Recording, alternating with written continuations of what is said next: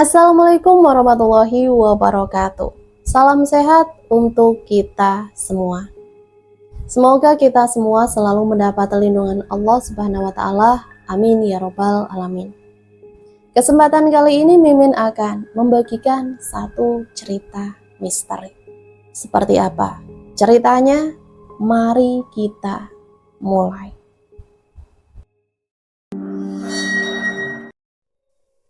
Irama musik dangdut yang menghentak-hentakan lantai panggung, tabuhan gendang serta tiupan suling memenuhi udara malam.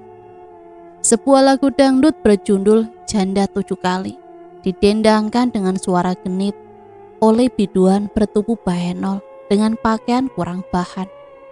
Lampu sorot berukuran besar dari atas panggung berputar-putar ke segala penjuru, menambah semarak arena joget di depannya. Kerumunan penonton di bawah panggung tenggelam dalam euforia. Masing-masing ikut meneriakan lirik lagu. Terdengar lebih mirip racauan. Sebagian besar penonton didominasi oleh kaum lelaki. Di antaranya terlihat mabuk, joget mengamuk layaknya kesurupan hantu. Semuanya tampak lupa diri. Lupa anak istri yang menunggu di rumah. Lupa dosa. Hutang segunung pun mungkin terlupakan sejenak. Susah payah tubuh ringkihku mencari celah agar bisa mencapai bibir panggung. Kedua tangan menyibak tubuh-tubuh yang menutupi jalanku. Pekat asap rokok bikin mata perih. Kecut keringat bercampur parfum murahan terpaksa kubaui. Udara penuh racun. Pinggul besar sang biduan terus bergoyang mengikuti tepukan gendang. Suaranya terdengar tersenggal. Dari jarak puluhan meter aku terus mengawasi mereka yang berada di atas panggung. Benturan tubuh orang-orang yang berjoget maju mundur kadang membuatku sampai terhuyung. Mataku menatap nyalang pada lelaki yang menempeli si biduan. Darah terasa berkumpul di kepala, mendidih, menggelegak. Adegan di atas panggung sangat menguras emosi, mencapik-capik jiwa. Cukup sudah aku menahan diri. Kesabaran ini ada batasnya. Bang Kemal suamiku ada di atas sana, menggoyang-goyangkan pinggul dan bahunya di samping biduan bertubuh bahenol. Mata buaya itu tampak bernafsu, seakan ingin menelan si perempuan binal. Satu tangan Bang Kemal memegangi lembaran uang, siap untuk menyawer di dalam kutang perempuan busuk bernama Sela. Lagaknya dia laki-laki berduit, padahal, cuy, itu hasil keringatku seminggu jadi buruh cuci di rumah Bu Linda. Tega-teganya dia hamburkan uangku untuk hal tak berguna. Aku menjerit, jempol kakiku terasa remuk. Saat sebuah sepatu berhasil menginjakku, spontan ku dorong tubuh besar lelaki itu sambil memaki. Sakit luar biasa, mataku seketika berkaca. Sialnya lagi, tali sendal jepit ternyata putus. Lengkaplah deritaku malam ini. Jalan gak hati-hati. Gila laki-laki bercelana loreng, pemilik sepatu itu. Dia hanya menoleh sekilas padaku. Boro-boro minta maaf, malah melanjutkan jogetnya tanpa rasa bersalah. Aku mendengus kesal. Kurai sendal jepit putus yang lapaknya sudah menipis. Meneruskan usahaku mencapai bibir panggung. Suami tak tahu diri itu harus diberi pelajaran. Gerahamku mengeras menahan amarah. Lumayan menguras tenaga berjalan menyibak kerumunan orang gila. Akhirnya aku sampai juga di depan panggung. Tak ada yang menyadari kedatanganku. Semua mabuk dalam candu musik iblis yang menghentak. Lagu Janda 7 Kali itu kembali menggedor-gedor telingaku. Lihat, sekarang orang bergelar suamiku sudah melingkari lengan di pinggang si biduan gatal. Mungkin sebentar lagi tangan setannya turun ke bawah, meremas-gemas bokong sintal itu.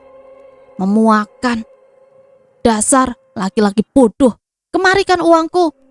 Kujewer satu kupingnya tanpa ampun begitu berhasil naik ke panggung. Saras, tampak keterkejutan di raut lelakiku itu. Lepas Ras, malu dilihat orang. Laki-laki kadal gurun itu segera memegangi tanganku. Riuh musik seketika berhenti. Penabuh gendang bertubuh besar yang duduk di belakang paling pertama menyadari situasi. Segera dia berdiri meninggalkan gendangnya. Begitu pula pemain musik lain, biduan tengik, membeliak melihat kehadiranku di atas panggung. Tinggal si peniup suling yang masih terus meniup-niup alat musiknya dengan mata terpejam, seolah menjadi backsound pertengkaranku dan Bang Kemal. Semua mata kini terfokus pada sepasang suami istri yang tengah adu mulut. "Balikin duit saweran suamiku tadi!" teriakku menadahkan tangan pada biduan penggoda suamiku. Enak saja dia menikmati hasil keringatku. Berdarah-darah aku kerja mendapatkan uang itu. Dia mencepik lalu tersenyum mengejek, memegangi dada besarnya, tempat menampung duit saweran dari para lelaki gatal. Seorang laki-laki bertubuh ceking yang tadi juga berjoget di atas panggung selain Bang Kemal dengan sigap menghalangiku, layaknya pahlawan kesiangan. "Kembalikan, itu uangku!" Aku meneriaki perempuan itu. Tubuhku kemudian terasa diseret ke belakang. Siapa lagi kalau bukan Bang Kemal yang melakukannya? Sorak-sorai semua penonton yang merasa terganggu terdengar riuh. Aku menjerit dan menangis. Uang hasil kerja kerasku sepertinya tak akan kembali. "Seneng kamu ya bikin abang malu di depan banyak orang?" Bang Kemal menyeret tubuhku asal-asalan keluar dari tempat itu. "Bang, kenapa tega ambil uangku di bawah kasur?" Aku bicara sambil sesegukan. "Uang apa? Sembarangan kamu nuduh." Dia mendorong kasar tubuhku, hampir saja membentur tembok lorong yang kami lewati. "Gak usah ngeles, abang kan yang ambil uang di dompetku." "Emang kamu punya uang?" Aku terdiam sesaat. Uang itu memang sengaja kusembunyikan darinya. "Dari mana uang untuk menyawer perempuan tadi, Bang? Itu pasti uangku kan?" "Ngawur kamu. Aku ikutan joget, gak ikut nyawer. Kamu yang salah lihat," sautnya sambil membuang pandangan ke arah lain, menghindar beradu tatap padaku. Setelah menikah baru aku mengenal dengan baik siapa suamiku. Bang Kemal adalah pembohong ulung. Aku lihat kok dengan mata kepala sendiri, abang masukin uang dalam kutangnya. Aku bersikeras. Bang Kemal tak menggubris, dia berjalan terburu di depanku. Tak sudi harus berjalan berdampingan dengan istrinya yang kumal dan dekil ini. "Bang, tolong ambil uang itu lagi, Bang. Aku sudah janji sama Mbak Surti lunasin utang di warung besok." "Sudah aku bilang, aku tak tahu tentang uangmu. Berhenti merendahkanku seperti itu." Aku mengejar langkah lebarnya dengan langkah tertatih.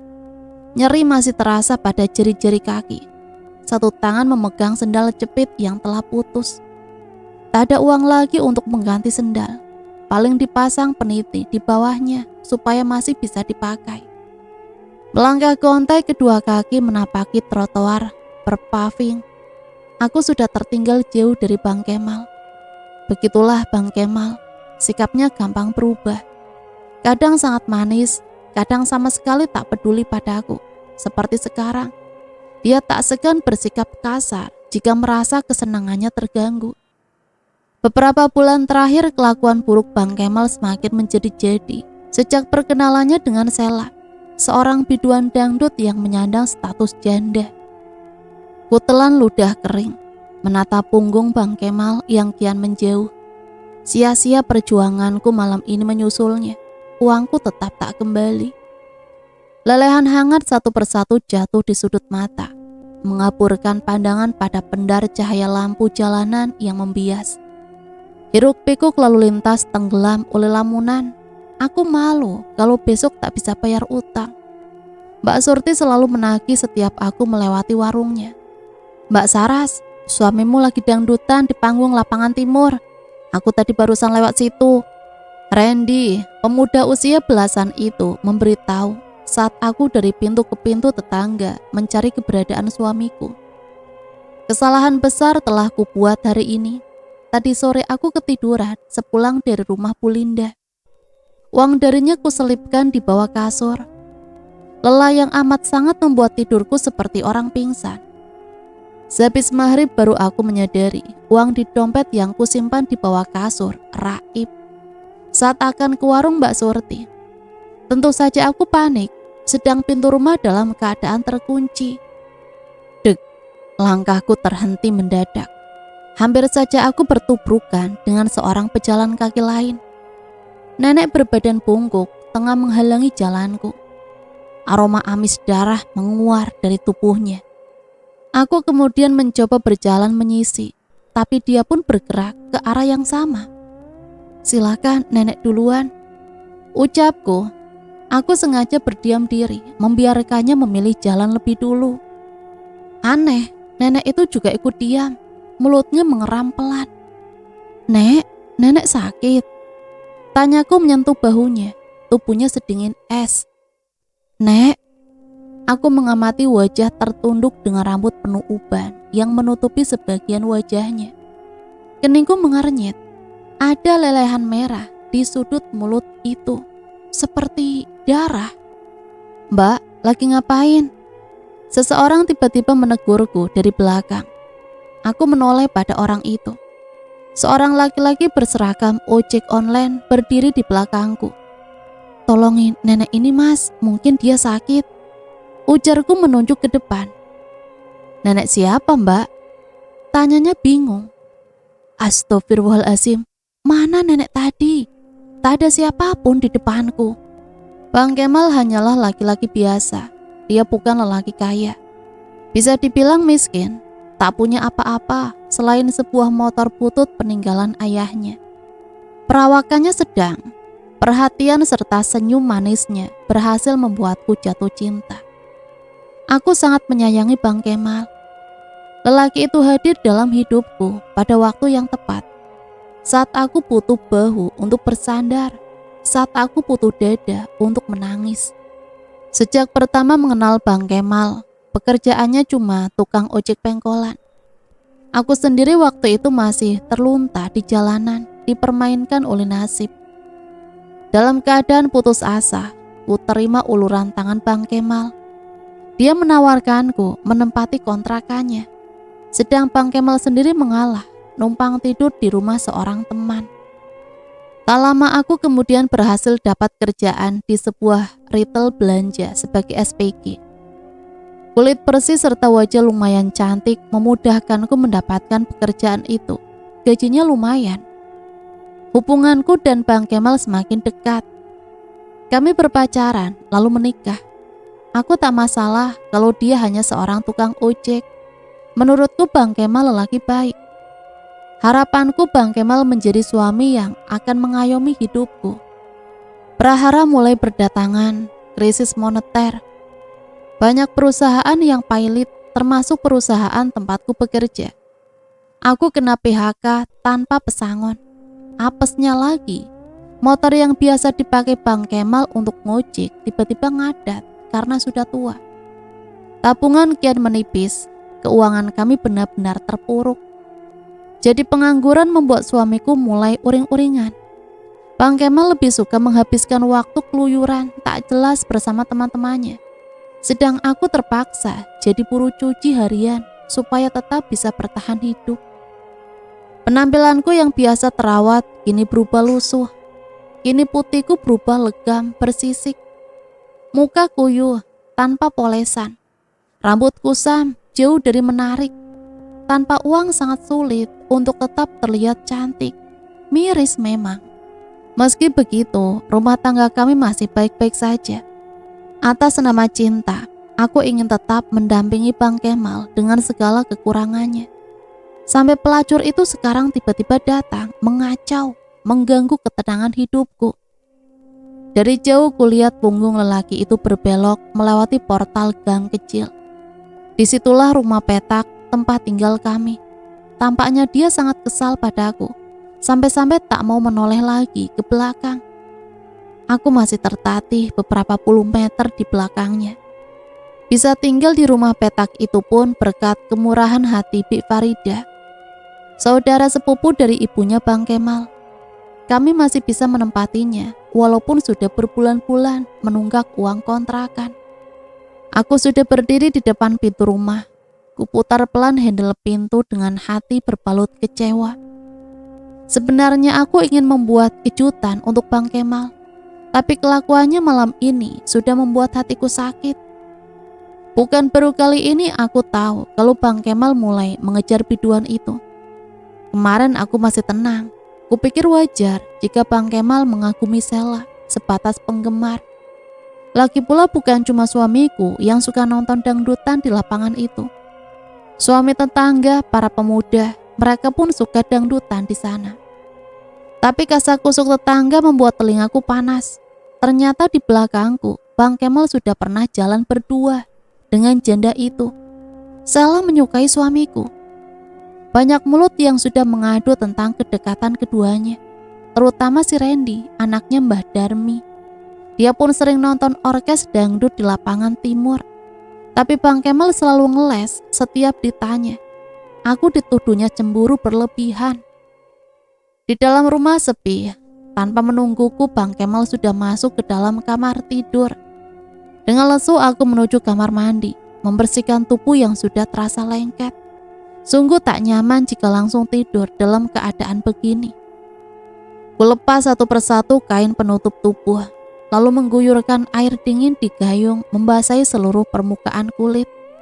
Mulut mendesis menahan perih kala air mengenai ujung jempol kaki yang lecet. Tapi perihnya masih mengalahkan perih di dada ini. Menyadari cinta suami yang kian menguap. Aroma wangi sabun kemudian menguar memenuhi kamar mandi.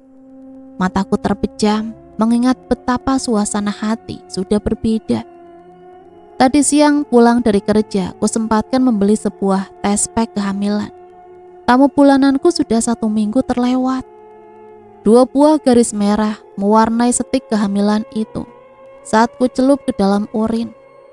Aku memelototinya, hampir tak percaya. 2 tahun pernikahan kami sepi tanpa kehadiran buah hati. Senyumku merekah bahagia. Tak sabar aku ingin menyampaikannya pada lelakiku.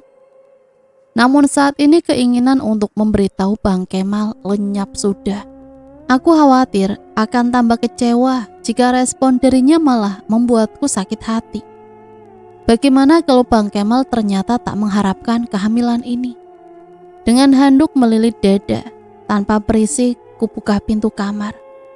Lelaki itu sudah tertidur lelap menghadap tembok. Begitu acuhnya dia, seolah kami terpisah oleh sebuah dinding. Aku tak dianggap. Sembari membuka lemari dengan hati-hati, mataku mencuri pandang padanya. Kenapa Sheila, biduan dangdut itu, mau-maunya meladeni suamiku? Apa yang Sheila harapkan dari seorang Bang Kemal yang miskin lagi pengangguran? Wajahnya pun tak terlalu tampan. Masih banyak lelaki yang jauh lebih tampan di luar sana. Sheila punya banyak penggemar laki-laki. Mudah baginya memilih yang tampan maupun yang tajir. Perempuan itu sepertinya sengaja ingin mengusik hidupku, menyiksaku. Tapi untuk apa? Harusnya dia bisa lihat kondisiku saat ini. Hidupku pas-pasan, jauh dari sejahtera. Ditambah sekarang menghadapi kelakuan bengal suami. Apa yang kutakutkan akhirnya terjadi. Bang Kemal bersikeras menikahi Sheila meski aku sudah menentangnya habis-habisan. Ternyata hari ini kabar buruk harus kuterima. Bang Kemal dan Sheila sudah merencanakan pernikahan mereka diam-diam. Buruan Ras, lakimu noh, laki akad nikah di tenda biru depan masjid. Mbak Surti menggebu-gebu memberitahuku. Teganya kau Bang. Jeritku perih, tak menyangka dia akan senekat ini. Bang Kemal benar-benar tak menganggapku lagi. Aku tak sudi jika harus bermadu dengan janda katal itu. Tak sudi. Berurai air mata, aku berlari menuju tenda biru, pengantin tempat ijab kabul mereka akan berlangsung. Dari kejauhan kulihat orang-orang tertawa melihat kedatanganku. Aku datang dengan baju lusuh, usai memburu cuci. Aku melangkah, memburu masuk ke dalam tenda. Tak kupedulikan cemoohan mereka. Telah datang bini tua, celetuk seseorang, entah siapa. Bang Kemal, teriakku murka. Ku terobos keramaian orang-orang di dalam tenda, mencari keberadaan suamiku. Nafas terasa memburu, dadaku sesak. Air mataku meleleh menganak sungai, menyaksikan suamiku tampak gagah, mengenakan baju pengantin adat Jawa. Sebuah belangkon menghiasi kepalanya, serasi dengan Sela yang mengenakan kebaya putih, dengan roncean bunga melati di kondenya. "Saras!" Bang Kemal segera berdiri dari pelaminan, melihat kedatanganku. Perempuan laknat itu ada di sampingnya. Hatiku seketika hancur berderai. Bak gelas kaca dilempar ke tembok baja hingga jatuh berkeping. "Mau apa, Koras? Terlambat kau datang. Aku sama Bang Kemal sudah resmi menikah. Dia sekarang suamiku," ujar Sela sembari meraih lengan Bang Kemal. "Bang, katakan kalau ini tidak benar, Bang. Aku tidak mau dimadu, Bang," jeritku gusar. Ku rebut lengannya dari Sela. Bang Kemal menghembuskan nafas pelan. "Maaf Ras, abang cinta sama Sela. Kami saling mencintai." Kalimat itu bagi petir yang menyambar ubun-ubunku. Aku menggeleng keras.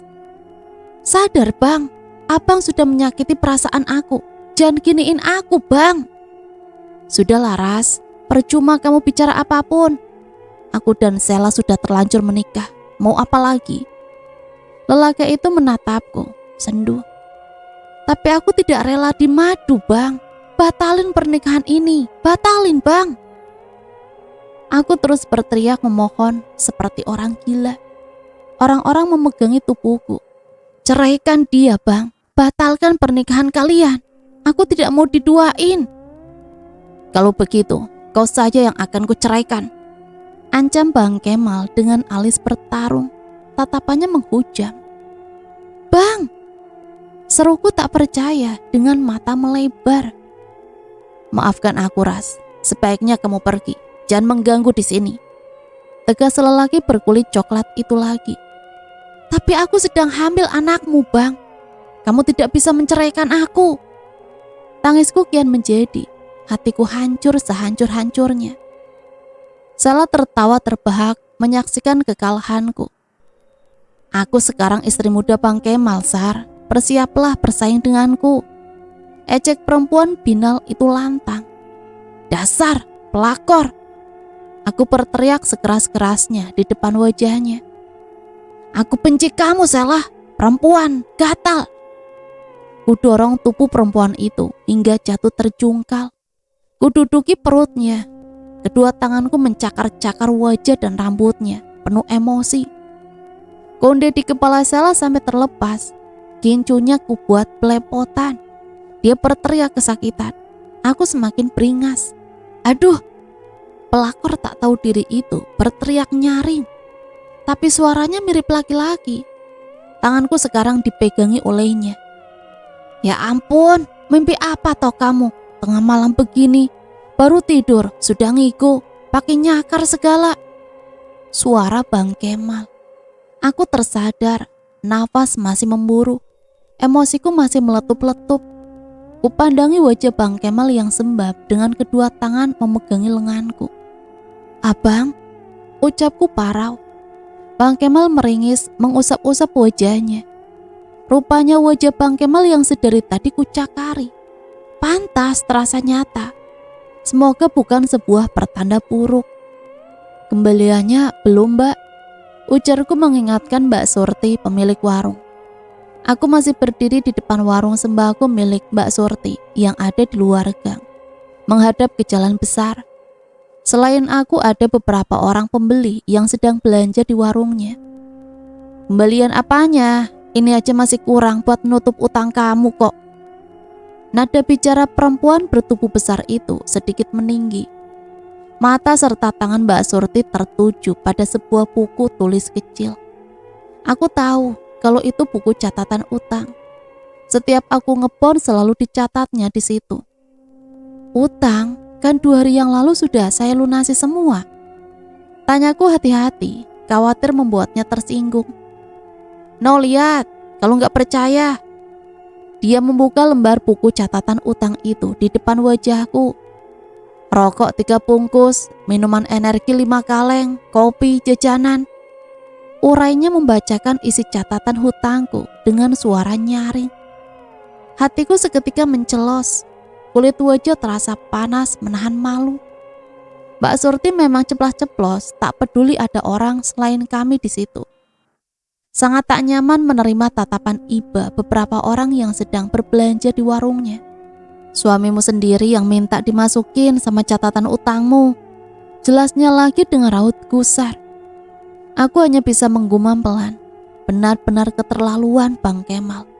Dia membuatku hampir mati berdiri menahan malu. Tolong lain kali Mbak jangan kasih Bang Kemal utang lagi. Aku gak kuat bayarnya Mbak. Lirihku menggigit bibir. Aku juga maunya begitu Ras. Mana enak jualan untung seiprit diutang mulu. Tapi suamimu tuh suka ngeyel. Dia ngambil-ngambil sendiri barang belanjaan. Tugasnya setengah mengomel. Aku mengembuskan nafas kasar. Mbak Surti tidak salah. Bang Kemalnya saja yang tak tahu aturan. Setelah mengucapkan maaf dan terima kasih, aku berbalik badan kembali ke rumah. Lagi-lagi uang hasil kerja kerasku dibuat bocor oleh Bang Kemal. Tak ada lagi yang tersisa. Awas kau Bang Kemal. Sebuah mobil pick-up bak terbuka, tampak berbelok memasuki gang buntu tempat tinggalku. Langkahku memelan sembari memperhatikan mobil itu. Tampaknya ada warga baru yang akan pindahan. Di atas bak mobil kulihat ada kasur busa, lemari, peralatan dapur, juga tetek bengek, barang rumah tangga lainnya. Mobil itu terus meluncur pelan menuju ujung gang, di mana masih ada beberapa rumah petak yang masih kosong. Kemudian berhenti tepat di samping rumahku. Aku terus berjalan mendekat. Suasana lorong gang tak begitu ramai siang ini. Beberapa anak kecil terlihat sedang bermain bersama di salah satu teras.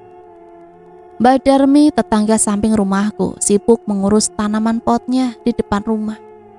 Aku sendiri baru pulang usai mencuci dari beberapa tempat. Pintu depan mobil dibuka dan ditutup. Seorang perempuan mengenakan hot pants keluar dari pintu di samping supir. Dia berdiri sejenak di depan mobil. Rambut rebonding panjang sepinggang itu ditepis saat menghalangi wajah untuk mengambil sesuatu dari dalam tas lempangnya.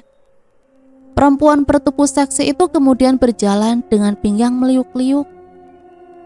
Mataku yang awalnya menyipit seketika membelalak begitu menyadari siapa perempuan itu. Dia Sela, si biduan dangdut yang sedang digandrungi oleh suamiku. Jantung ini tiba-tiba terasa diremas. Cobaan apa lagi ini? Jangan-jangan dia yang akan pindah ke rumah kosong itu. Pintu rumahku terbuka. Bang Kemal keluar dengan senyum lebar terarah pada perempuan seksi itu. Seolah dia sudah tahu kalau biduan gatal sedang berada di gang ini. Dia tak tahu kalau ada aku di sini, terhalang badan mobil pick up. Bang Kemal tampak bertegur sapa manis dengan si biduan. Lalu dengan sigap naik ke atas bak pick up membantu supir menurunkan barang-barang. Sialan Bang Kemal. Gerutuku dalam hati. Bergegas kulajukan langkah kedua kaki. Bang! Teriakku nyaring dari bawah bak mobil. Lelaki itu sontak menoleh. Saras? Sorot mata Bang Kemal tampak terkejut. Sudah pulang kau? Dipikirnya aku pulang lebih siangan. Salah satu pelanggan cuciku sedang mudik. Aku pulang lebih awal. Iya, aku sudah pulang. Cepat turun Bang. Geramku sembari mendelik pada perempuan yang sedang tersenyum sinis bersandar di depan pintu rumah. Dia tampak sangat menikmati setiap aku dan suamiku bertengkar. Sebentar, abang mau bantu nurunin ini kasur. Ujar Bang Kemal ngeyel.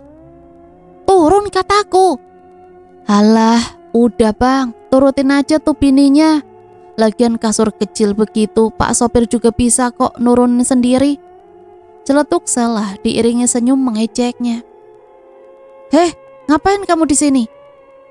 Dih, suka-suka aku dong. Ini rumah sudah aku kontrak, jelas. Rahangku mengeras. Dasar janda gila. Aku melangkah mendekatinya.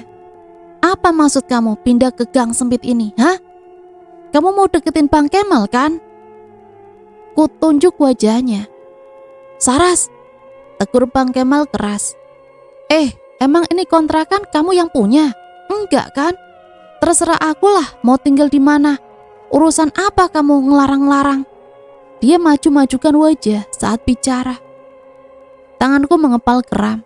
Ingin rasanya meremukan kerupuk yang tadi kubeli ke wajah per-make up tebal itu. Lalu menyumpalkan seisi kantong kresek di tanganku ke mulut besarnya.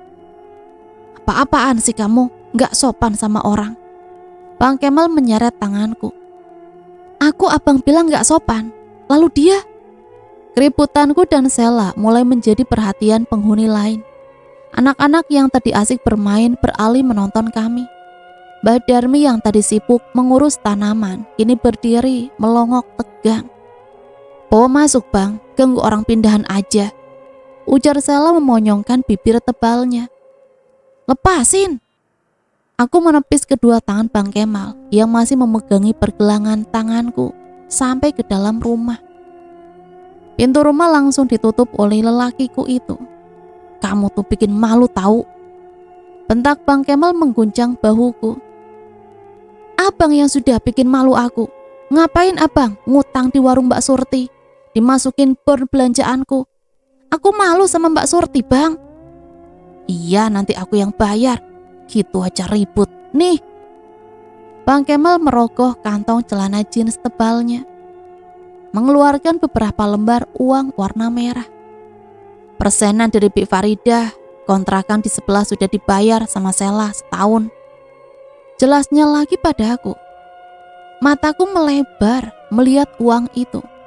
Sekian lama Bang Kemal menganggur, baru kali ini aku menerima uang darinya.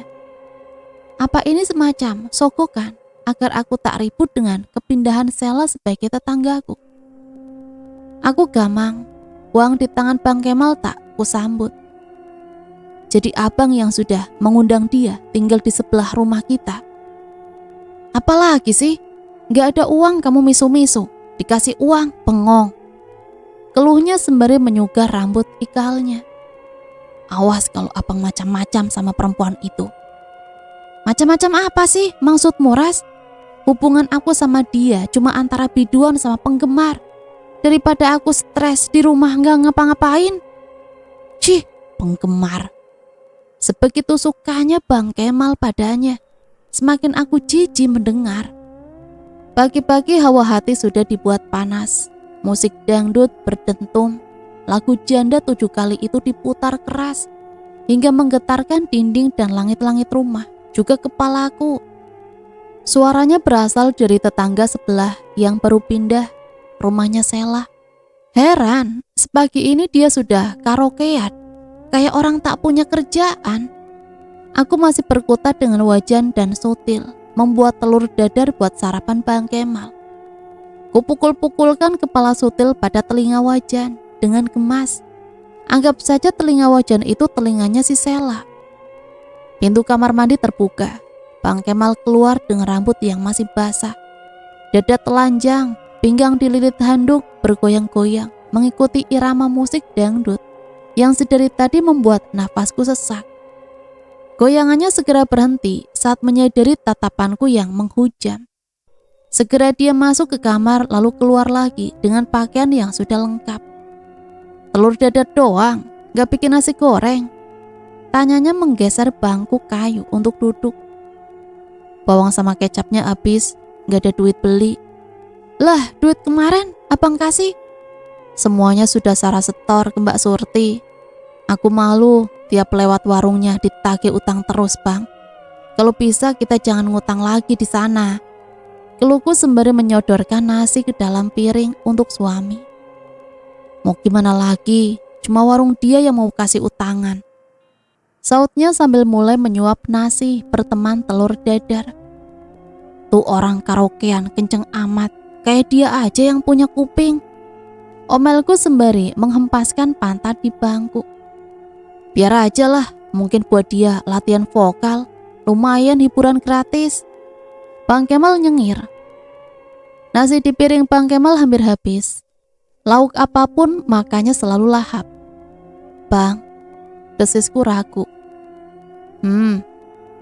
Ada yang mau aku omongin. Apa? Aku diam sejenak, menimbang-nimbang apa ini waktu yang tepat. Aku hamil. Laki-laki itu sontak tersedak. Abang gak suka? Bang Kemal menoleh padaku, mimik wajah yang sulit ku artikan. Ngomong apa sih kamu, Ras?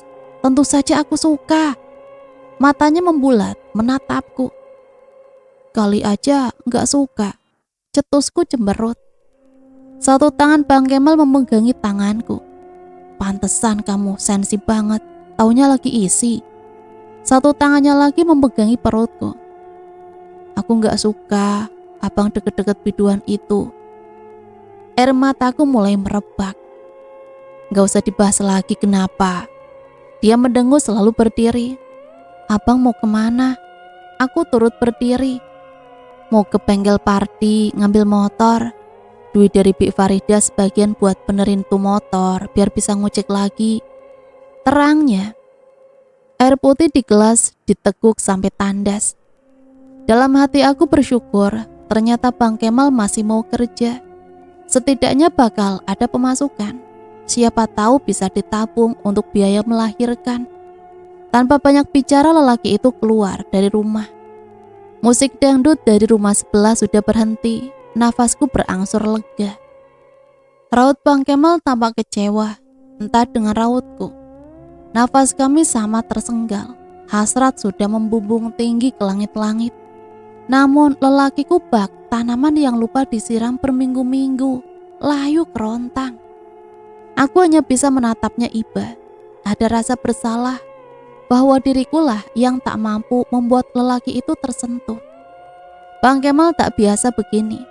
Suamiku selalu perkasa di ranjang kami. Satu kelebihannya yang membuat cintaku berlapis-lapis. Sembari menghempaskan nafas berat, dia bangkit dari atas tubuhku, mengenakan lagi boxernya, lalu meraih sebatang rokok dari atas kabinet. Kenapa, Bang? Lirihku hampir tak terdengar, menatap nanar garis kecewa yang masih melekat di wajahnya. Kepala abang pening, Ras. Kamu tidur saja, pakai lagi dastermu. Titahnya sambil menghisap rokok itu dalam-dalam. Kepulan asap putih kemudian memenuhi ruangan kamar kami yang tak seberapa luas. Aku segera bangkit dari tempat tidur, meraih daster yang sudah bercecer di lantai, menangisi diri dalam hati. Ya sudah, desisku. Kupakai lagi daster buluk merah jambu. Mata Bang Kemal tampak terbejam, duduk di lantai kamar bersandar pada tembok. Satu tangannya memijit pangkal hidung. Mau Saras ambilin obat pusing, Bang? Gak usah.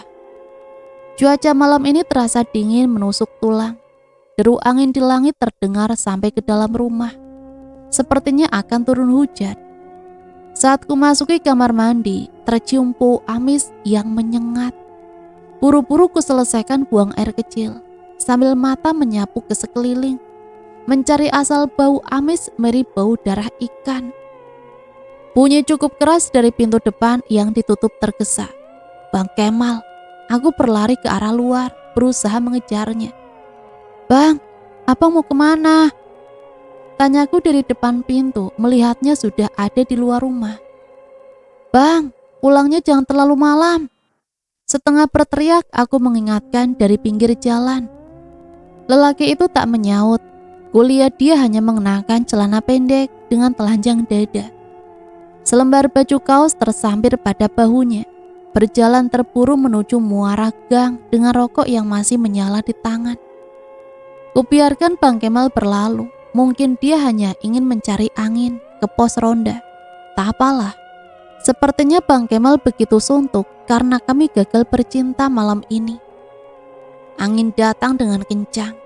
Sampah-sampah kecil yang berceceran di jalan tampak beterbangan. Aku menatap ke atas langit. Kilat menyala-nyala. Gulungan awan hitam memenuhi angkasa. Dalam hati aku mengeluh, kenapa Bang Kemal harus keluar rumah dalam cuaca seperti ini? Kalau hujan lebat tentu dia tak bisa kembali ke rumah. Alamat, Bang Kemal akan berdiam lama di pos ronda. Aku takut sendirian di rumah malam-malam begini. Hatiku tergelitik saat akan masuk ke dalam rumah. Tanpa sengaja menoleh ke rumah di samping. Dari dalam rumah Sela tidak terlihat bias terang lampu. Semua jendelanya tampak gelap, hanya lampu kecil di teras yang menerangi. Apa kabar si biduan gatal? 2 hari ini aku tak melihat batang hidungnya. Sepertinya perempuan sundal itu sudah tak ada di rumah. Mungkin lagi ada orderan manggung di luar kota. Baguslah kalau dia sering tak ada di rumah seperti ini. Laris manis betul si Sela. Aku mencebik, memikirkan kenapa orang begitu menggandrungi penampilan genitnya yang terkesan murahan. Setiap manggung selalu mengenakan kostum yang memperlihatkan belahan dada. Mungkin itu yang membuat laki-laki tak segan memberi saweran. Biar sekalian bisa pegang dada pepayanya. Sampai Bang Kemal yang kere pun bela-belain ikut nyawer. Cuy, dasar pelacur. Gelegar petir memekakan telinga. Tubuhku terlonjak kaget. Astaga, untuk apa aku berlama-lama di luar rumah? Bulu kuduku seketika berdiri, menyadari betapa sepinya jalanan gang. Lampu jalan yang kuning redup membuat suasana temaram. Bau yang aneh tiba-tiba terendus olehku.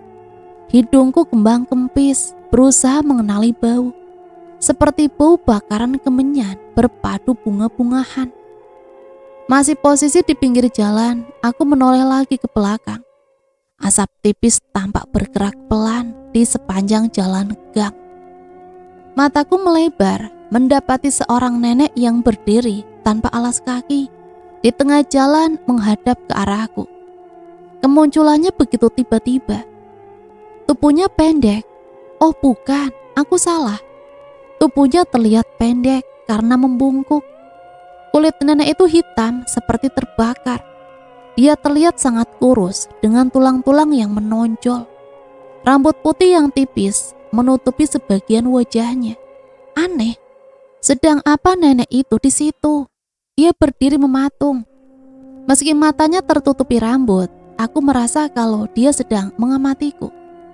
Kilat yang menyambar kian memperjelas penampakannya. Dia terlihat menakutkan. Ada cairan merah yang meleleh dari kedua sudut bibirnya. Lututku seketika gemetar. Kedua kaki terasa berat untuk digerakkan. Jantung berdegup cepat. Aku merasa pernah melihatnya. Dia nenek yang sama dengan yang hampir tertubruk olehku malam itu. Malam saat aku melabrak Bang Kemal di panggung dangdutan. Ya benar, aku ingat dengan kain kemban serta jarik lusuh yang dia kenakan.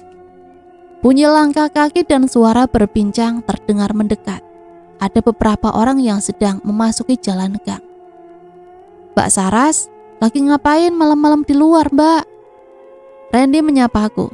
Dia datang bersama Tito yang seumuran dengannya. Kedua ABG itu anak tetanggaku. Jawabku tergagap. Kedatangan Randy mengembalikan kekuatanku. Aku menoleh lagi ke arah nenek itu tadi berdiri. Dia tak terlihat lagi. Nenek seram itu menghilang dalam sekejap. Besok lagi ya bro. Randy dan Tito saling beradu jotos pelan. Tito melanjutkan langkah pulang ke kontrakannya di seberang rumah Randy. Mbak, hujan. Mau main hujan-hujanan ya? Randy menegurku lagi. Bocah itu menatapku heran. Astagfirullahaladzim. Aku bergumam. Tetesan gerimis mulai berjatuhan membasahi jalanan gang. Ngapain sih Mbak bengong di luar? Bang Kemal gak usah ditungguin. Masih asik di pos ronda dia. Tadi pas aku lewat sana. Main remi sama bapak-bapak. Ujar Randy lagi sembari menggeser pagar kayu di depan rumahnya. Oh, aku mengangguk lalu bergegas memacu kedua kaki yang gemetar masuk ke dalam rumah. Kusandarkan punggung pada daun pintu, mengatur detak jantung yang masih tak karuan. Untung saja Randy dan Tito tadi muncul. Aku hampir mati ketakutan melihat nenek itu. Dia seperti penampakan hantu. Derayan hujan lebat yang menimpa atap rumah semakin membuat perasaanku tak nyaman. Alamat, Bang Kemal tak bakal pulang. Sosok nenek misterius menghantui kepalaku. Dalam mata terpejam pun, aku seolah melihatnya di depanku. Aroma amis darah, kemenyan bercampur bunga setaman, terasa menempel di rongga hidung. Mataku menyapu seluruh dinding kamar, seolah ada yang sedang mengawasiku. Entahlah, bulu kuduk terus merinding. Bang Kemal, pulang bang. Saras takut. Kutarik selimut hingga leher. Mulut komat kamit merapalkan ayat-ayat yang kuhafal. Waktu terasa merambat pelan.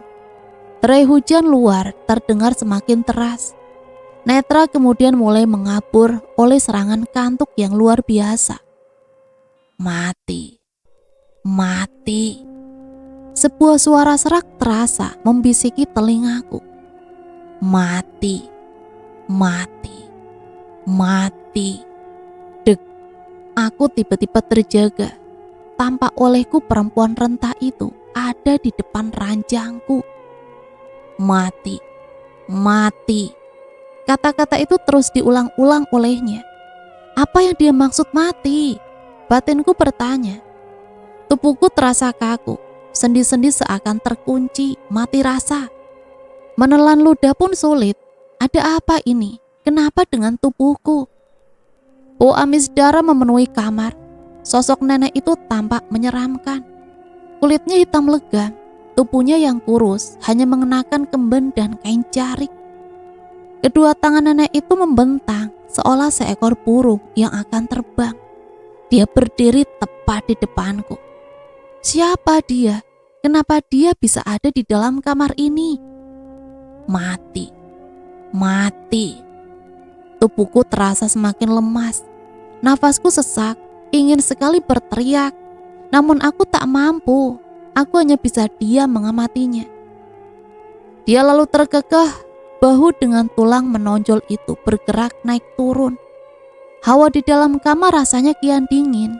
Ada angin yang datang berputar-putar, hingga tirai jendela tampak beterbangan. Wajah tertutup oleh uban itu kian mendekatiku.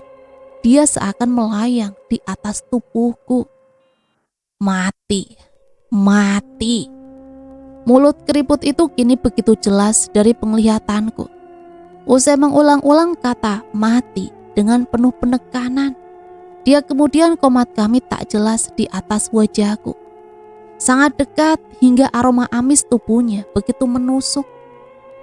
Kalimat-kalimat aneh keluar dari bibir hitam keriput yang belepotan oleh darah segar.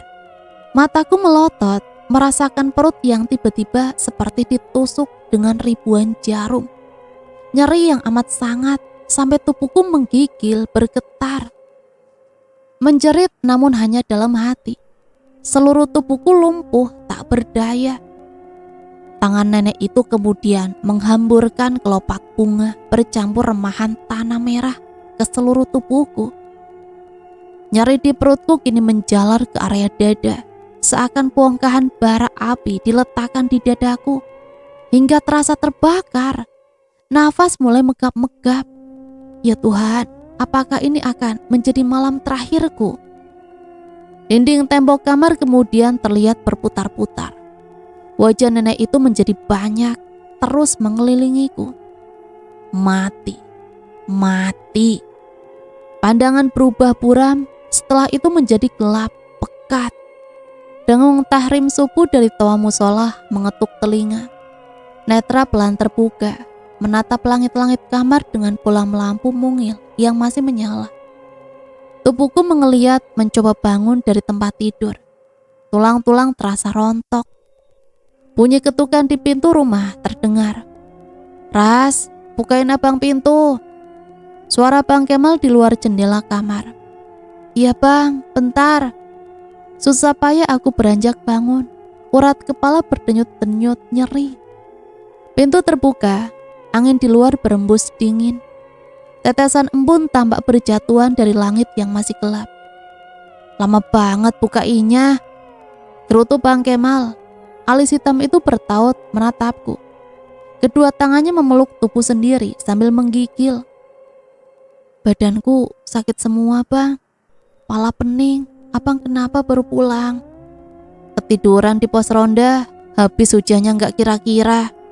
Dia langsung masuk melewatiku. Pintu kututup, lalu duduk menggelosor di atas lantai. Otot-otot terasa lemas. Badanku demam. Bang Kemal urung melangkah, berhenti di depan pintu kamar mengamatiku. Dia berbalik mendekat lalu jongkok di depanku. Kamu sakit? Enggak tahu, aku menggeleng lemah. Pengaruh hamil kali, Ras. Hari ini kamu istirahat aja dulu, motor abang kan sudah bisa buat ngojek. Ucapnya sembari memegang dahiku. Perhatian kecilnya pun bisa membuat hatiku meleleh. Andai Bang Kemal selalu bersikap manis begini. Aku mengangguk setuju. Tak mungkin aku memaksakan diri bekerja dengan kondisi seperti sekarang. Kalau ada apa-apa, ndak usah sungkan ketuk pintu rumahku, Nduk. Mbak Darmi siang itu menengok keadaanku di rumah. Bang Kemal belum pulang dari ngojek. Nggak apa-apa kok, Mbah, cuma pusing, mungkin kecapean. Ibu hamil itu mesti pintar jaga kesehatan. Tadi Mbah bikin bubur sayuran. Tak bawain semangkok buat kamu, ujarnya dengan senyum lembut. Selama ini Mbah Darmi memang sangat baik pada semua penghuni kontrakan. Janda tua itu hanya tinggal berdua dengan Randy, anak pontotnya. Suaminya yang pensiunan tentara sudah lama berpulang. 2 orang anak laki sudah berkeluarga, tinggal di kota lain. Mumpung masih anget, bagus loh itu buat ibu hamil. Anak perempuan Mbah kalau hamil sering Mbah buatin juga. Menghargai Mbah Darmi, aku segera duduk dari tempat tidur. Menyibak selimut yang menutupi tubuh. Meraih mangkok berisi bubur sayur yang diletakkannya di atas nakas, lengkap dengan sebuah sendok. Kayaknya enak, ujarku memandangi isi mangkok yang masih mengepulkan asap. Aroma sayur bayam dan bawang goreng menggugah selera. Astagfirullahaladzim. Mbak Darmi menggumam, air mukanya berubah cemas. Kenapa, Mbah? Itu loh, Nduk, kok banyak bilur-bilur di tengkuk kamu? Dia menunjuk ke arahku. Sontak satu tanganku mengusap tengkuk sendiri. Na'udzubillah min zalik. Gumamku lagi disambung ta'awud. Ya sudah, habisin Ki bubur sayurnya. Mbah balik rumah dulu. Pesan Mbah kamu jaga diri. Jangan lupa 5 waktu, sering-sering baca Al-Quran. Ditepuknya bahuku pelan. Iya Mbah, makasih. Mbak Darmi keluar dari kamarku. Terdengar pintu depan yang dibuka lalu ditutup lagi. Usai makan aku berniat akan mencuci mangkok kotor itu ke dapur. Melewati cermin di dekat pintu kamar, aku berdiri, menoleh pada bayangan pada cermin. Tampak wajah pucatku dengan kantong mata yang menghitam. Sangat tak enak dipandang. Menelengkan kepala, ku dapati bilur-bilur di tengkuk seperti yang Mbak Darmi katakan. Berbentuk guratan-guratan memanjang berwarna kebiruan. Terasa ngilu saat ku tekan dengan jari. Aneh, sejak kapan bilur-bilur itu ada? Mangkok di tangan kuletakkan di atas nakas. Aku berdiri lagi di depan cermin. Daster ku angkat naik dengan kedua tangan. Mata membelalak. Mendapati bilur-bilur itu pun ada pada paha, perut, dan dadaku. Dek, aku sakit apa? Apa bulir ini ada hubungannya dengan mimpi burukku tadi malam? Aku menggeleng di depan cermin, menatap wajahku sendiri. Aku ragu kalau yang kualami tadi malam hanya sebuah mimpi. Kehadiran nenek menakutkan di dalam kamarku terasa sangat nyata. Aroma amis tubuhnya pun masih dapat kuingat, seakan menempel di hidungku. Keringat dingin tiba-tiba bermunculan di pelipisku. Perut mual, terseok-seok aku berlari masuk ke dalam kamar mandi. Bubur yang barusan masuk keluar semua. Menjelang petang badanku sedikit mendingan. Mumpung langit masih terang, aku mau ke warung Mbak Surti. Sembako di rumah sudah pada habis. Sekalian beli minyak angin. Terdengar guyuran air di kamar mandi. Bang Kemal sedang mandi. Tampaknya dia mau berangkat ngojek lagi. "Bang, Saras mau ke warung depan dulu ya," ujarku nyaring menempelkan mulut di depan pintu kamar mandi. "Iya." Wajah cemberut Puleha di seberang rumah yang pertama kali kulihat sewaktu membuka pintu. Dia penghuni kontrakan yang tepat berhadapan pintu dengan rumahku. Mata perempuan gemuk itu terarah ke samping rumahku, rumahnya Sela. "Makasih bantuannya Bapak, baik banget deh." Suara serak becek milik si biduan dangdut. Spontan aku menoleh ke arah rumah Sela. Pak Rudi keluar dari pintu rumah itu. "Ah, biasa saja, sama tetangga kan harus saling menolong. Gak usah sungkan begitulah," ujar Pak Rudi dengan manis. Satu tangannya tampak menenteng sebuah tempat perkakas. "Nanti kalau lampunya ada yang mati lagi, boleh manggil Pak Rudi lagi kan?" Salah tak sadar kalau ada sepasang mata Puleha yang berkilat-kilat dari seberang jalan. Keduanya tak menyadari kalau ada aku yang sedang mengamati dari sudut sini. Tertutup sebuah bidai penghalang yang memisahkan terasku dengan teras Sela. "Ntar malam Sela manggung lagi lho Pak di lapangan timur. Datang ya, Sela tunggu." Dasar ulat bulu. "Oh begitu." Kedua alis Pak Rudi naik, senang sekali merasa sudah diundang. "Siap Mbak Sela." Cih, dasar kadal hijau. "Pak." Puleha akhirnya tak kuat membiarkan suaminya bergenit ria dengan janda pohai. Masih sempat lelaki buncit itu mengedipkan sebelah mata pada janda di depannya sebelum terburu pulang oleh panggilan berulang dari istrinya. Semua lelaki sama. Pak Rudi sudah masuk ke dalam. Sela masih di depan terasnya. Aku melengos saat lewat menuju warung. Warung Mbak Surti tampak ramai. Ibu-ibu yang baru pulang arisan di musola asik berbelanja di situ. Langkahku melambat. Dalam hati aku merutuki diri sendiri. Kenapa sampai lupa kalau sekarang harinya arisan ibu-ibu sekitar kontrakanku? Rasa minder menyerang setiap aku bertemu mereka. Tak mungkin mampu membaur dengan para sosialita tingkat RT itu. Diri ini hanya seorang buruh cuci dengan peniti di bawah lapak sendal jepit. Boro-boro bisa ikut arisan, buat makan saja sering ngutang di warung Mbak Surti. Niatku kesini pun mau ngebon sembako. Kuselipkan tubuh kurusku di balik tumpukan kardus air mineral di samping warung. Semoga tidak ada yang menyadari keberadaanku. 4 ibu sedang belanja sambil ngobrol. Salah satunya Bu RT Romlah. Semua tampil modis, mengenakan setelan seragam model gamis warna merah hati.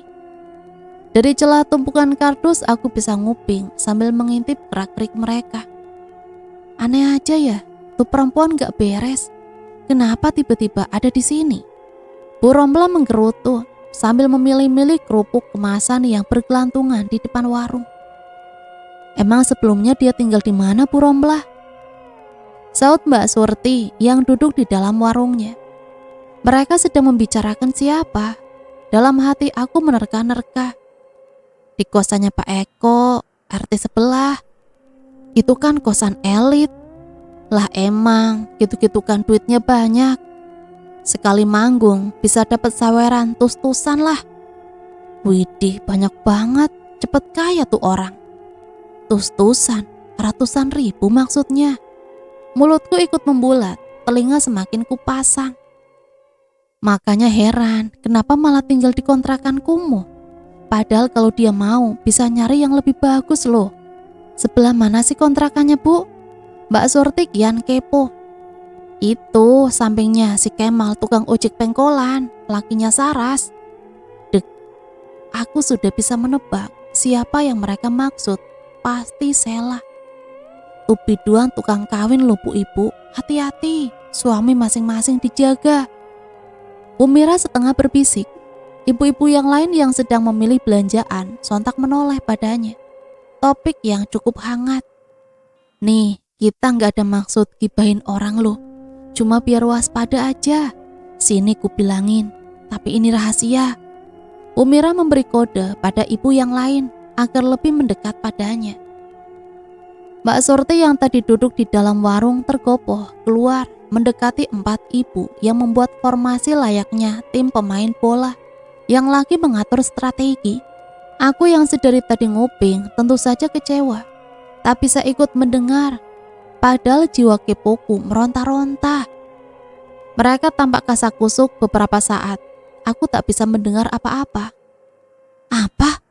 Tuh biduan ngilmu, pengasih janda 7 kali. Seruan nyaring Mbak Surti membuat ibu-ibu yang lain menatap sebal padanya. Pemilik warung itu sudah membocorkan semua. Ilmu apaan tuh? Mbak Surti menurunkan intonasi suaranya. Buat nyempurnain ilmu pengasihannya, dia mesti ngejanda 7 kali. Suaminya mesti suami orang, gak boleh duda atau perjaka. Makanya bu ibu pada waspada mulai sekarang. Terang Bu Mira menggebu. Hah? Aku cuma terperanjat dari tempat persembunyian. Ah masa sih bu? Emang Bu Mira tahu dari mana? Kalau cuma kabar burung, ntar jatuhnya fitnah loh bu. Terserah kalian mau percaya atau enggak. Aku tahu dari mana, itu urusan aku. Gak mungkin lah aku mengada-ngada, buat apa juga. Dengus Bu Mira. Setelah membayar belanjaannya, dia bergegas pulang dengan raut masam. Hampir aku kesemutan berdiri di balik tumpukan kardus. Cukup lama ibu-ibu yang lain selesai berbelanja. Dari kapan kamu di situ, Sar? Kamu nguping? Mbak Sarti ternyata sudah berdiri di sampingku. Astaga, ketahuan. Anu mbak, tadi duit koinku menggelinding kemari. Dicari-cari gak ketemu, mungkin masuk selokan. Sautku asal. Sebuah motor bebek melaju kencang melewati warung Mbak Surti. Si Kemal boncengin biduan, Ras. Tangan Mbak Surti menunjuk motor yang melaju tadi. Aku terhenyak, tak menyangka dengan apa yang baru kulihat. Kedua tangan sela biduan dangdut itu melingkar erat di perut Bang Kemal. Bang Kemal? Teganya kau bang. Mata menatap pedih pada motor yang membawa suamiku beserta biduan itu kian menjauh. Wangi parfum sela yang masih tertinggal di udara membakar habis hatiku. Mau kemana mereka? Dandanan sela seperti biasa, super menor dan seksi. Tuh biduan yang tetanggaan sama kamu kan, Ras? Tanya Mbak Surti sambil mengikuti pandanganku pada arus kendaraan di atas jalan beraspal itu. Aku mengangguk lesu. Motor Bang Kemal sudah menghilang di antara kendaraan lain. Gak usah terlalu dipikirin. Semua laki di RT kita emang lagi doyan-doyannya tuh sama perempuan itu. Gak cuma suami kamu kok. Mbak Surti segera membekap mulutnya sendiri usai bicara. Kemal cuma ngojekin dia aja kali, Ras. Tambahnya lagi mendinginkan hatiku. Aku tersenyum kecut menanggapi. Hatiku tetap tak rela. Walaupun Bang Kemal hanya ngojek buat Sela, perempuan itu sudah membuatku merasa tertekan. Mau belanja apa? Mie, kecap sama minyak goreng. Sautku pelan. Ambil sendiri Ki, minyak. Ujarnya sembari berjalan masuk ke dalam warung berbentuk rumah gerobak dinaungi terpal itu. Aku mendekati kardus-kardus berisi mie instan yang diletakkan di depan gerobak. Mbak Surti membawakan minyak goreng kemasan 1 liter yang baru diambilnya dari dalam rak. Ras, coba kamu lihat deh, orang yang berdiri depan gang itu. Bisik Mbak Surti. Tubuhnya sendiri malah berpaling membelakangi arah gang. Mungkin supaya tidak kentara kalau kami sedang membicarakan orang yang dimaksud. Aku memutar leher. Seorang lelaki setengah baya mengenakan kemeja dan peci hitam tampak berdiri di situ. Di depan portal gang buntu tempat tinggalku. Kenapa memang? Tanyaku tak mengerti. Shh, jangan keras-keras ngomongnya. Kamu kenal sama orang itu? Enggak. Baru kali ini lihatnya. Aku menggeleng, turut berbisik-bisik. Bukan penghuni di dalam gang situ kan? Kayaknya bukan deh. Makanya Sar, aku rada curiga lihat orang itu. Akhir-akhir ini sering banget muncul. Gerak-geriknya mencurigakan. Mencurigakan gimana? Dia cuma berdiri di situ, lumayan lama, matanya ngeliatin ke dalam gang, kayak lagi ngawasin siapa gitu. Mbak Surti memasang mimik serius. Aku hanya manggut-manggut mengamatinya lagi. Dari penampilan orang itu sebenarnya biasa saja, tidak ada kesan dia orang jahat. Tapi seringkali penampilan bisa menipu. Hati-hati aja, siapa tahu tuh orang mau maling. Bisik Mbak Surti. Ah masa sih mbak, kalau mau maling kenapa nggak di rumah gedongan aja? Ish, kamu tuh, kalau rumah gedongan susah dimaling. Sukinah, penjaganya banyak, ada CCTV, ada anjing galak. Selanya mendelik-delik. Mbak Surti ada benarnya juga.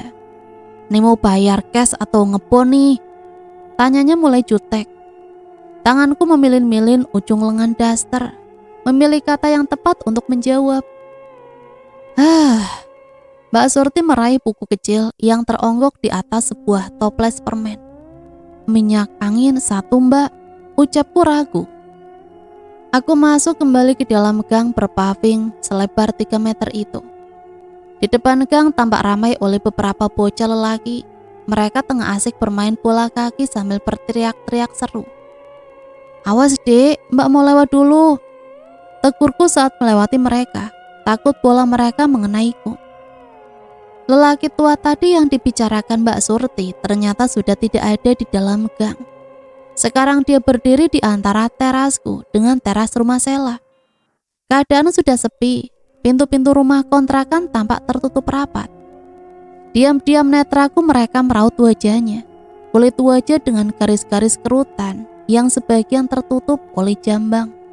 Raut tanpa senyum itu tampak dingin, menatap sekeliling, seperti ada sesuatu yang tengah dipikirkan. Maaf, permisi pak, saya mau lewat. Ujarku takut-takut saat akan menuju terasku. Oh iya, silakan. Suaranya terdengar berat. Dia lekas menggeser tubuhnya yang menghalangi jalanku. Azan maghrib dari masjid terdengar nyaring. Lelaki itu kemudian melangkah lurus menuju keluar gang. Aku masih mengawasi lelaki itu dari jauh. Kutaksir usianya sekitar 50 tahunan. Namun tubuhnya masih tampak bugar. Masuk rumah, pintu kubanting dengan kesal. Keterlaluan Bang Kemal. Ngapain sih dia pakai boncengan sama janda ulat bulu itu? Hatiku panas melihatnya. Bang Kemal tidak menjaga perasaanku. Sambil berteriak, ku lempar kresek berisi belanjaan dari warung ke tembok, lalu menjatuhkan tubuh sambil menangis terisak. Salahkah kalau aku cemburu? Tengah malam di kamar, Bang Kemal tak juga kembali. Kupandangi jam mungil berbentuk panda di atas nakas, sudah jam 1 lewat. Kemana Bang Kemal? Sedang apa dia di luar sana? Apa Bang Kemal masih bersama Sela? Kuhembuskan nafas gundah. Sebenarnya mataku sudah berat, pengen tidur. Tapi perasaan tak nyaman. Hawa di dalam kamar tiba-tiba terasa anyep. Televisi berukuran 14 in yang ada dalam kamar kubiarkan masih menyala. Lumayan untuk mengusir sepi. Kupaksa kelopak mata berat tetap melek menatap layar televisi. Berita malam tentang pembunuhan pelakor dengan cara dibakar hidup-hidup. Aku bergigi ngeri, mata yang tadi berat sedikit ringan gara-gara berita horor. Bunyi orang menyapu di teras luar terdengar sampai ke dalam kamar. Keningku bertaut heran, kurang kerjaan banget malam-malam menyapu, gak bisa besok. Siapa sih? Penasaran tanganku menyibak tirai kamar yang menghadang ke teras. Di luar tampak remang, tak kulihat ada orang. Mataku seketika menyipit. Tiba-tiba saja ada orang yang sedang menyapu di teras sebelah.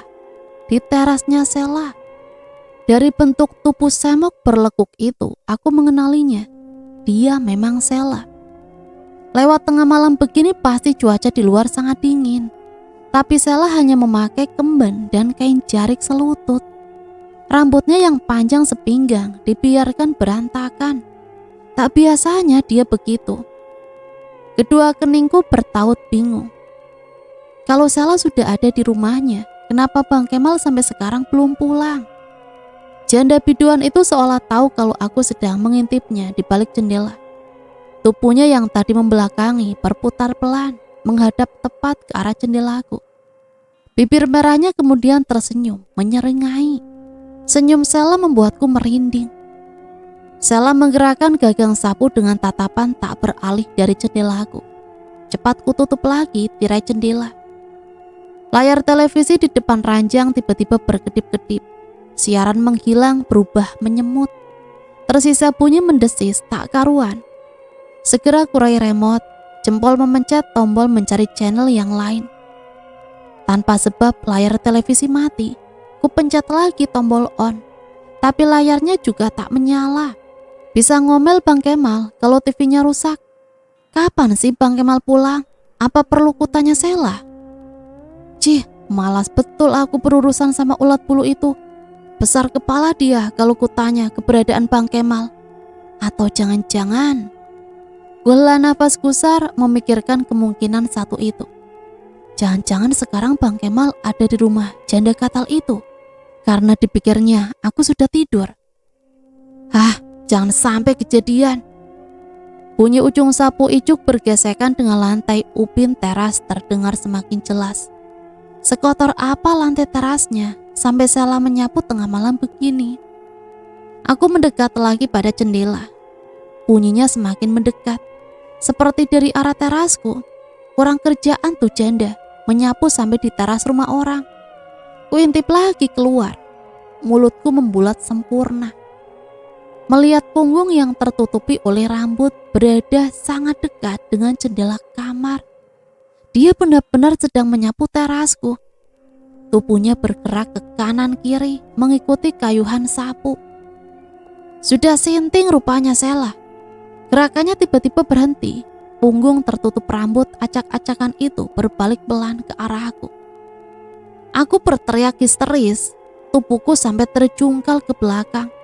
Yang tampak olehku bukanlah wajah Sheila, tapi wajah nenek bungkuk yang pernah mendatangiku malam itu. Aku tergopoh naik ke atas tempat tidur, meraih selimut, menutupi seluruh tubuhku hingga kepala. Keringat dingin sebesar jagung bercucuran. Kaki dan tanganku gemetar ketakutan. Firasatku mengatakan kalau yang kulihat barusan bukan manusia. Bau amis darah menyeruak tajam di dalam kamar. Saras. Ada suara yang sangat lirih menyebut namaku. Saras. Suaranya terdengar sangat dekat, seperti di dekat pintu kamarku. Dari mana dia tahu namaku? Selimutku tarik hingga menutupi seluruh kepala, dingin menyergap seluruh tubuhku hingga menggigil merutuk. Apa salahku hingga diteror seperti ini? Sampai kapan makhluk itu akan menerorku? Kubaca ayat kursi dengan megap-megap. Beberapa saat sepi, hanya bunyi detak jantungku yang beradu dengan jam di atas nakas. Memejamkan mata, ku coba untuk berpikir penyebab gangguan horor yang tiba-tiba datang. Mungkinkah ini karena kehamilanku? Kata orang perempuan hamil sangat disukai oleh makhluk halus. Tiba-tiba terdengar bunyi benda jatuh dari arah dapur, seperti bunyi panci atau wajan yang dilemparkan keras pada tembok.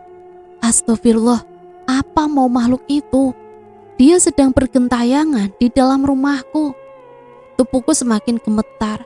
Mungkin sebentar lagi jantung ini tak kuat memompa. Tubuhku basah oleh keringat dingin. Kusipang sedikit selimut yang menutupi wajahku. Mataku melihat handle pintu yang bergerak-gerak. Ada seseorang di luar yang mencoba membuka pintu kamarku. Jantungku memompa kian deras. Pintu kamar mendadak terbuka. Nenek bungkuk sudah berdiri di depan pintu. Aku menjerit histeris, ketakutan. Nah teman-teman, ceritanya sampai di sini dulu ya. Nanti sambung lagi ke part yang selanjutnya. Sampai di sini Mimin pamit undur diri, mohon maaf apabila banyak salah kata. Sampai berjumpa kembali di part selanjutnya. Matur nuwun, wassalamualaikum warahmatullahi wabarakatuh.